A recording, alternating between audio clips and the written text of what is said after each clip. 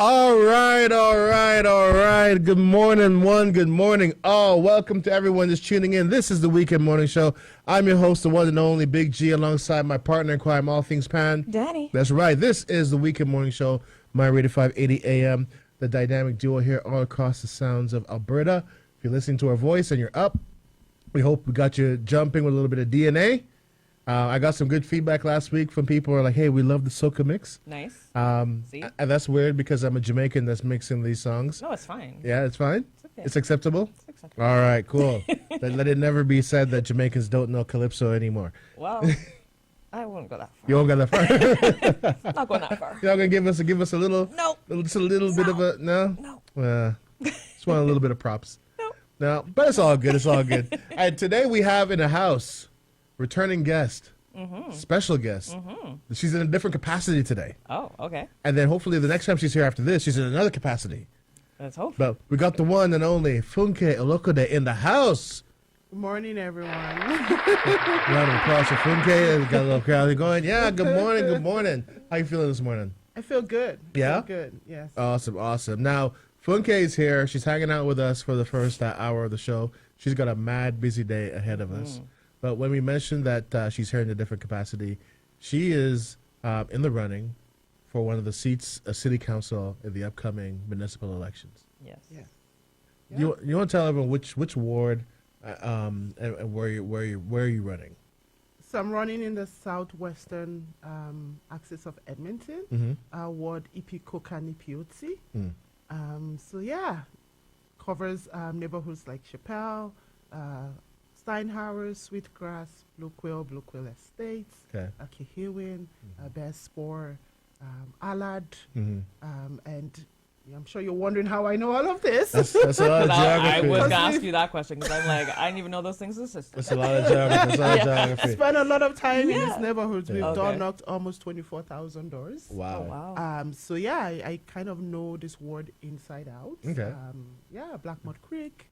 Of course, the Heritage Valley axis as well, Rutherford, so James Mowat, so we've spent, myself and my amazing, awesome volunteers have spent a lot of time just walking. Okay, Nice. bring the mic a little bit around closer to you. So there you go. Yeah. Now, how long did it take you to learn to practice to say the name of the ward? Because you know me, I suck at names, so it would take me forever. Yeah. I was just wondering, like, I gotta get Funke's last name right. I would never get Neka's last name right. I gave up on that one. After all these years. So I think for me, it was important for me to know where it came from. So it's a Blackfoot ward. And of course, the names, the wards were changed. It used to be Ward 10. It was changed about 3-4 years ago in the spirit of reconciliation, right? So it took me quite a while, but I first had to understand, and I have a deep understanding of those issues, right? Just because of my background. And so having that knowledge just didn't take me quite long, and my T-shirts helped as well. We had a cheat code from the T-shirts that we always fly. So Let's do this every once in a while.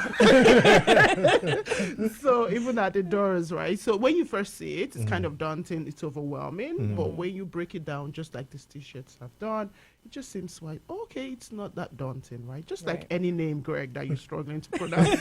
Break it down. Break it down. That's it. Neka, I promise you, one day I will get your last name. I promise. We're gonna break it down. Right? That's what you need to do. Oh, she has tried. It just doesn't take. it just doesn't work. Dan, you have any question you want to fire off of Funke as we I get was going to into it? ask, like, what made you decide to take this on? Because it's a big task. It is. Greg said it before. I've been on this show quite often, and there's lots of violence on this show. What do you mean? We are the most over there. Good violence,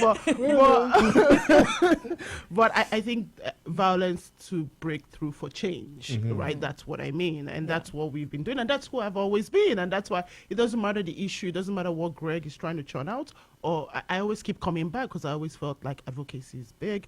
It's important, not just for the Black community, but for all of us, right? Yeah. I'm raising 2 children in the city, right? And so how do we make change, right? So I've always talked about making change. I've done my own fair bit in community. And that's why, I've connected with so many amazing different folks. But I thought it was time for a different change at City Hall, right? So I was getting a little bit frustrated with some of the policies that we're working with, and we've talked about some of them on this show previously before, as a city. And one day I said, you know what? And unfortunately, Neka was there. I'm like, you know what? I'm going to go do it. They're like, you will? And they're like, okay. And everyone held on to that. And they're like, yes, we're going to go do this together. And Greg was one of those people as well, right? Very early on. And it's just because we just want to see change, right? Yeah. We want the quality of life for folks in Edmonton, in our community, but in Edmonton generally to increase. And how do we do that if we do not have a seat at the table? Right. I Yeah. agree. Now, you mentioned a really key word, community. And so how you've done a lot of stuff in community over the years, well before even running. Like you go to any event, not just Black community, but any event, You chances see are it. you might run into Funke. Yeah. Right? How does that help prepare you for this challenge of going to City Hall? Because I meet a lot of candidates, and a lot of them have never engaged in community in any way, shape, or form until they started running. Then suddenly they're everywhere, right? And I usually am like, okay, that's cool, good to see you. How does you spending all these years in community, working with different communities, just being there, showing up, position you for this impending role? So I'll give you a very concrete example. And people ask me, how are you able to knock $24,000? Like, who has that energy? Who has that stamina? And I think about one thing in my experience is Heritage Fest. Yes. Prepared me to do that. Yes. For 5 years, I would say, easily. I always opened the Nigerian booth and I closed it every single day.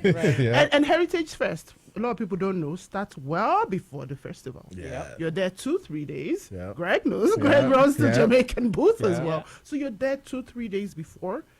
Early mornings, 8 a.m., 7 a.m., and you're there till 11, 12 p.m. because you got to clean up. If not, you can't open your booth the Yeah. next day. Yeah. AHS won't give you a license, right? Right. So those were easily 3-4 days of just being on your feet, making sure everything was going on fine. And we didn't even count steps then. Yeah. You But should.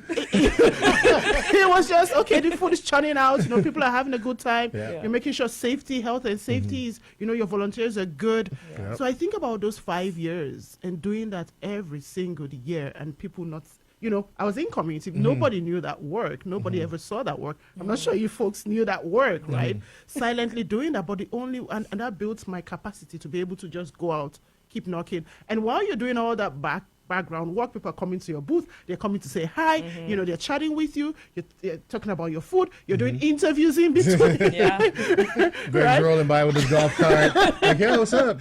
What's in this jollof rice today? Right? But funny enough, I only did 2 out of those 5 years I was president. For 3 years, I was just a very silent volunteer. Right. I felt this was important. Edmontonians really loved, Heritage Festival, and that was me just giving back. It wasn't because I was in any position. I was just doing that as a volunteer. So Right. that's a very concrete example of being in community, with a lot of folks that really prepared me to be able to do something that's daunting as door knocking, right? So I think being in community has just been a blessing because it also propelled me to see the issues differently, to hear the stories differently, and to see what people really want when they say we want change.